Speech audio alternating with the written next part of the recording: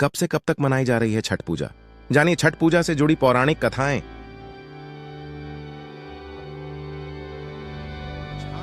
कथा। इस बार छठ पूजा का मुख्य पर्व 18 नवंबर को प्रारंभ होगा और अगले दिन यानी 19 नवंबर को प्रातः उगते हुए सूर्य को अर्घ्य देने के साथ पूर्ण होगा।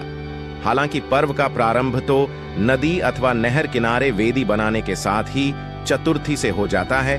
5 दिवसीय दीपोत्सव के बाद कार्तिक मास के शुक्ल पक्ष की षष्ठी तिथि को मनाए जाने वाले इस पर्व का महत्व बहुत ही अधिक है। इस पर्व में लोग अस्त और फिर उदय होते हुए सूर्य को अर्घ्य दिया जाता है।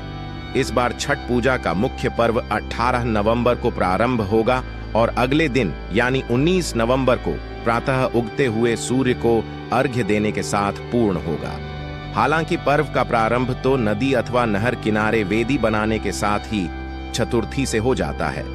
मान्यता है कि इस व्रत का विधि विधान से पालन करने वालों के जीवन के सभी दुख दर्द दूर हो जाते हैं तथा उन्हें मान सम्मान प्राप्त होने के साथ ही धन वैभव में वृद्धि होती है। छठ पूजा को लेकर अनेक पौराणिक और लोक कथाएं प्रचलित हैं।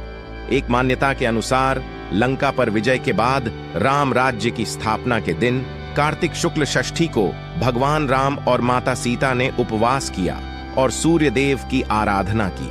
श्री राम और सीता ने व्रत रखने के बाद सप्तमी को सूर्योदय के समय सूर्य देव को अर्घ्य देकर उनसे आशीर्वाद प्राप्त किया था। एक अन्य मान्यता के अनुसार छठ पर्व पर अर्घ्य देने की शुरुआत महाभारत काल में हुई थी। सबसे पहले सूर्यपुत्र कर्ण ने सूर्य देव को जल का अर्घ्य देकर यह परंपरा शुरू की थी। कुछ कथाओं में पांडवों की पत्नी द्रौपदी द्वारा भी सूर्य को अर्घ्य देकर पूजा करने का उल्लेख है। वह अपने परिजनों के उत्तम स्वास्थ्य की कामना और लंबी उम्र के लिए सूर्य की पूजा करती थी। एक अन्य पौराणिक कथा के अनुसार राजा प्रियव्रत के कोई संतान नहीं थी। महर्षि कश्यप ने पुत्रेष्टि यज्ञ कराकर उनकी पत्नी मालिनी को यज्ञाहुति के लिए बनाई गई खीर दी।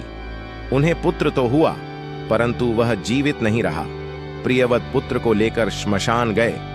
उसी वक्त भगवान की मानस कन्या देवसेना प्रकट हुई और उन्होंने कहा कि सृष्टि की मूल प्रवृत्ति के छठे अंश से उत्पन्न होने के कारण मैं षष्ठी कहलाती हूँ।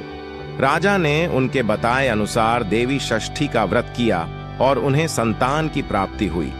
बाद में षष्ठी को ही छठी मैया या छठ मैया कहा जाने लगा।